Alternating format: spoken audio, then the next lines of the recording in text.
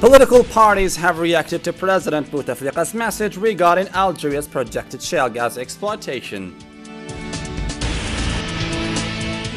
The Prime Minister's intervention has finally put an end to the long and tiresome showdown between the Knappes Union and the National Education Ministry.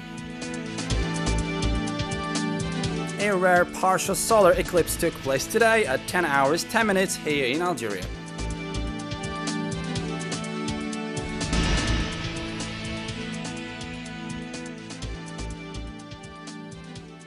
There is where today's top stories. Thanks for joining us live on Dzair News Channel. The head of state Abdelaziz Bouteflika sent a message on Thursday to anti-shale protesters saying that the drilling operations were conducted in accordance with the interests of the local residents. Meanwhile, the presidential message seemed to have upset some political parties on the national scene. Siham Saro has the full story. President Abdelaziz Bouteflika affirmed on Thursday that the exploration operations of Algeria's shale gas were conducted in accordance with the interest of citizens, ecology and geological integrity of the regions concerned. Keeping permanently in mind that nobody has the right and the possibility to act in any way that may undermine the interest of citizens, the ecology and the geological integrity of some regions, whatever we base irrefutable and proven certainties, have engaged only the exploration and evaluation of our country's shale gas potential. President Bouteflika said in a message read on the behalf by advisor to the presidency of the Republic, Benama Zarhouni, on the occasion of Victory Day celebrated on March the 19th each year. We will comply with this option until the end, ensured the head of state, in a message in which he spoke of the anti-shale gas protests in Ain Salah, which persist despite all assurances that were given to the people. The president explained that without sufficient knowledge of the potential of our underground gas, oil and shale gas, it will not be possible to plan future steps for the development of our country. Adding that Ain Salah is a treasured region, it has not deprived Algeria from its resources on the provision of the best of its children. The thing that makes the region of Ain Salah worthy of a full recognition and gratitude and benefit from measures and plans designed to improve the living conditions of its population and make quality change to hoist it to a level of development similar to that prevailing in the north of the country. In this regard, he urged the region's people to privilege wisdom and reason because, he said, persevering the health of citizens and their environment is the red line that neither the state nor other party can cross. For his part, the Coordinated Movement for Democratic Transition has reacted towards the president's message, notably the Peace Popular Movement leader Abdelrazak Moukri, representing the opposition union, declared in Facebook that a meeting will be held with provincial secretaries of students, media and education in order to reply to the contents of the letter. As previously mentioned in the headline, the Prime Minister Abdelmalek Saleh's intervention has finally put an end to the long and tiresome show of strength between the Knappes Union and the Ministry of Education. The next challenge now for the Minister of Education, Nouria Ben Ghabrit, is to make sure that the pupils will finish their school courses in due time. Sheikh Belwishi illustrates. After long and tiresome negotiations with the Knappes Union, the Minister of Education, Nouria Ben Ghabrit, has finally succeeded to put an end to the open strike and therefore exclude any potential year off as it was expected. But this wouldn't be settled between the two sides if the Prime Minister Abdelmalek Saleh didn't intervene and consequently stops a 5-week strike. One of the conditions that the Knappes Union has agreed on is the obligation of all teachers to catch up all the missing courses without any compensation. Now that everything is settled between the Ministry of Education and Knappes Union, the next challenge for Nouria Ben Ghabrit is to catch up the missing courses and try to respect the initial deadlines so third-year pupils can be examined in normal conditions. A rare astronomical phenomenon occurred worldwide today, the solar eclipse. Whereas it has been a total eclipse in some parts of the world, Algeria witnessed a partial solar eclipse starting at 10 hours 10 minutes AM in the capital Algiers. The sun shone bright again at 11 hours 19 minutes, ending this remarkable phenomena. Lamia Ashush has the details. For more than 2 hours today, Algeria entered the twilight zone, as the moon crossed the face of the sun at the start of the first partial eclipse visible in Algeria in 2015. The partial eclipse started in the southern province of Tindouf at 8:48 a.m. and at 9:06 a.m. the astronomical event reached the capital Algiers to reach its peak at 10:10 a.m. when the dark silhouette of the moon obscured 61% of the intensely bright light of the sun. By 11:19 a.m., the sun was fully shining again. It's a natural and beautiful phenomenon, just like any other, which should not be feared. People should take their precautions to observe this phenomenon. They should not look directly at the sun with their naked eyes.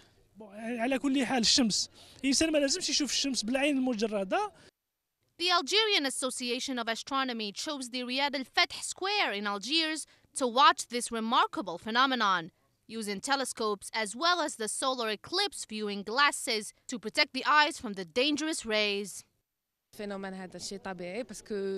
This is a natural and rare phenomenon, and we have the chance to see it. We are thankful that there are means for us to watch it.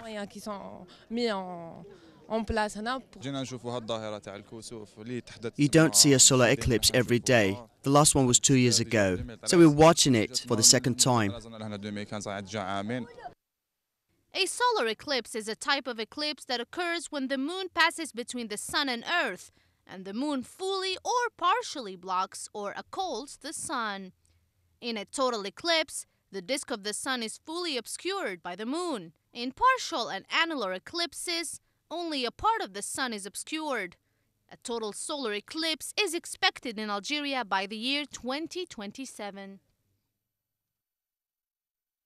Moving on to another matter, and apparently the dream of accommodation-seeking Algerians to register to the Adl 3 housing program will be postponed as priority is given to the process of wrapping up the pending files of Adl 1 and 2. Thus, Algerians started to doubt the whole Adl project, and in order to dispel these hovering doubts, the government must stick to its promises towards Adl 1 and 2 subscribers. Nadia Qasmi illustrates. Apparently, the dream of Algerians to register in Adl 3 will be postponed, according to the declarations of Minister of Housing and City Reform, who assured that the priority is to continue the files of Adl 1 and 2 without mentioning any intentions to open Adl 3 registrations. The fall of oil prices and the delay of Adl 3 registrations pushed the Algerians to doubt the government's capacity to provide houses. But Minister Tebboune denied all of these doubts and promised to provide houses and to complete Adl project.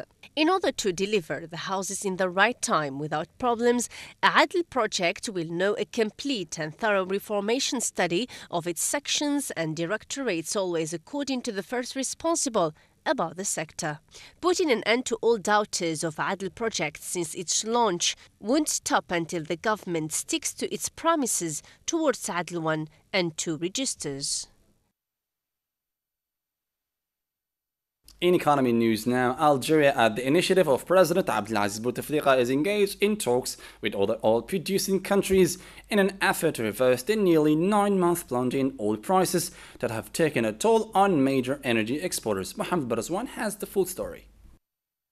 At the initiative of President Abdelaziz Bouteflika, the Algerian government has begun a series of talks with oil-producing countries, whether they are members of OPEC or not, to find ways to reverse the nearly 9-month oil plunge in crude prices. But Algeria's approach may conflict with OPEC's own pricing strategy. President Bouteflika's drive included a meeting on March 16 of Algeria's Energy Minister Youssef Yousfi with Angolan Oil Minister Jose Maria Botelho de Vasconcelos and Haruna Guinsao, Algeria's ambassador to Algiers.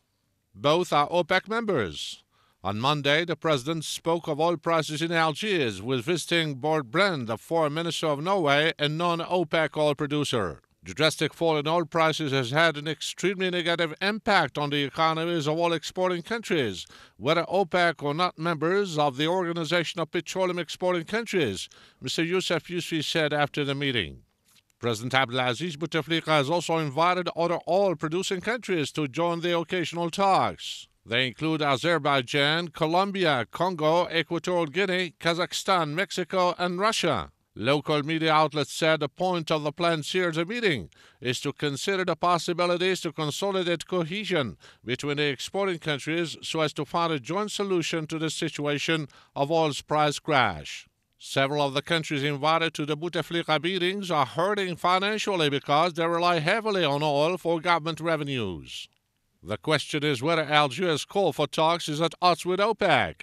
At its production-setting meeting in Vienna on November 27th, the organization, prompted by Saudi Oil Minister Ali al-Naimi, refused to cut production, even though oil prices had been plummeting since last June.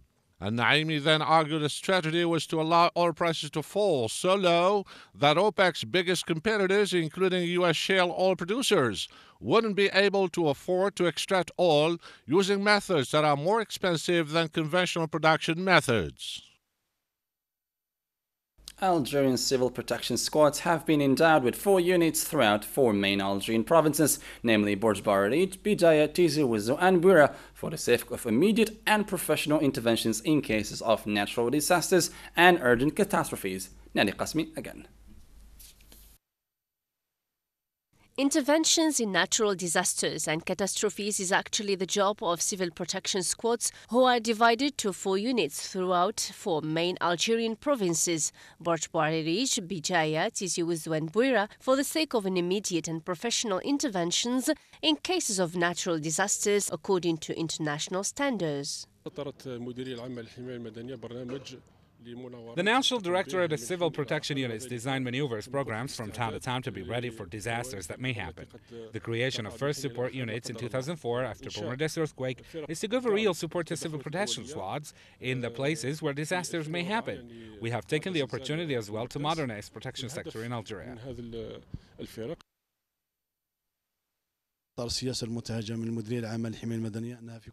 The policy used by civil protection units in these provinces is to do maneuvers to test their readiness to intervene quickly and professionally in disaster times. The intervention of these civil protection units takes less than 2 hours.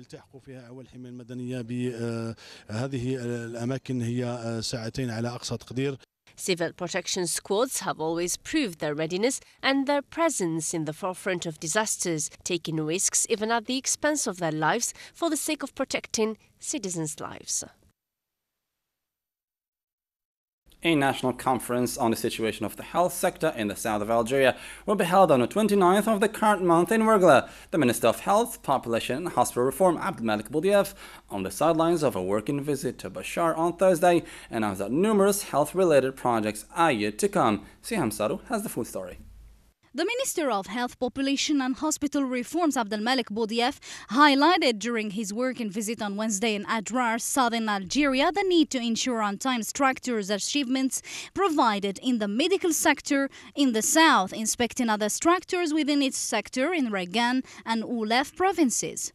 The minister further emphasizes the respect of the delivery of health facilities projected by the end of the current year, stressing that no delay will be tolerated because of all the conditions have been met and provided, while calling those in charge of these projects to respect international standards for the implementation of hospitals, including the 240-bed hospital.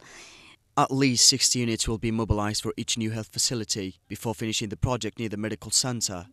A unified medical area can reinforce and support the health services provided at the pool.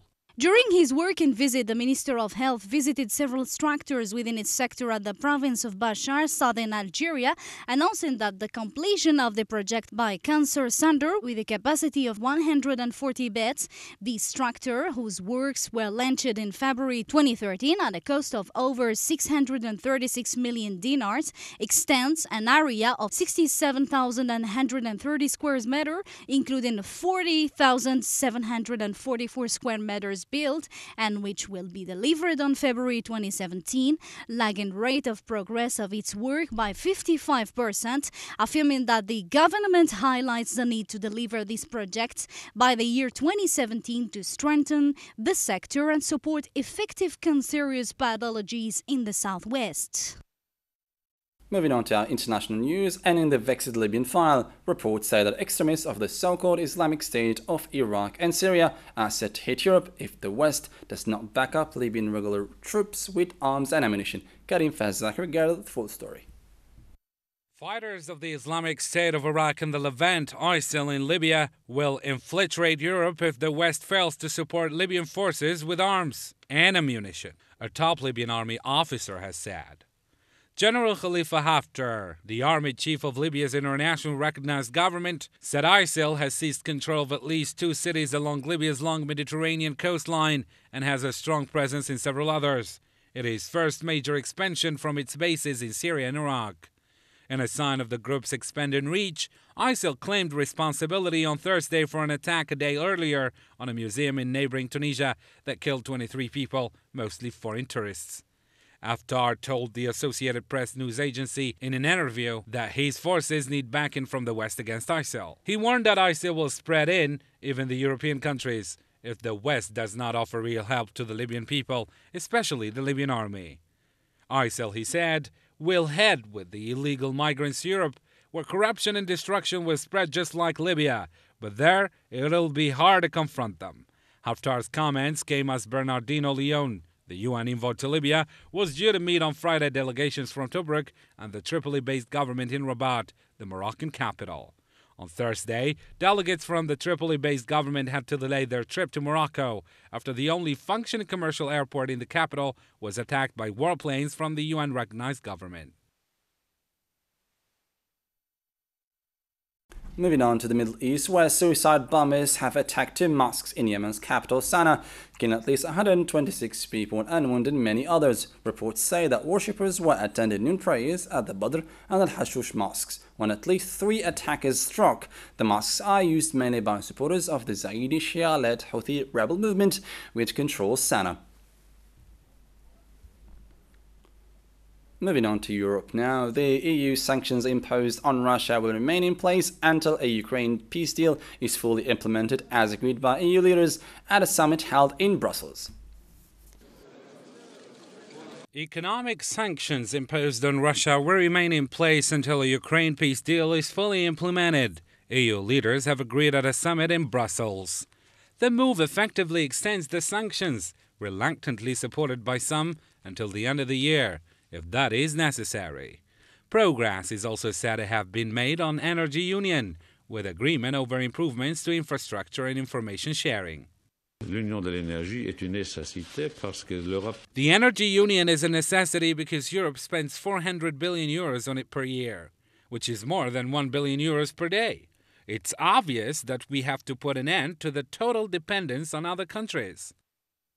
Meanwhile, a mini-summit with Greek Prime Minister Alexis Tsipras has caused some ripples. The meeting about Greece on the margins of the summit, with only 7 players, angered some countries of the Eurozone. Scheduled for after dinner, that ended the official part of Thursday's work. It only talked about the current status, but sidelined several countries that could suffer major effects if Greece was to exit the Eurozone. A word about sports now, and the European Champions League draw for the quarterfinals was held today. Title holders Real Madrid will play city rivals Atletico Madrid, a repeat of the 2014 final. The order ties will see France Paris Saint-Germain, who knocked out Chelsea, host 4-time champions FC Barcelona. The 2013 champions Bayern Munich will travel the 2-time winners FC Porto, while Juventus will meet AS Monaco in the remaining quarterfinal. The ties are to be played between April 14th and the 22nd of the next month, with the prestigious Champions League final taking place at Berlin Stadium on Saturday, June 6th.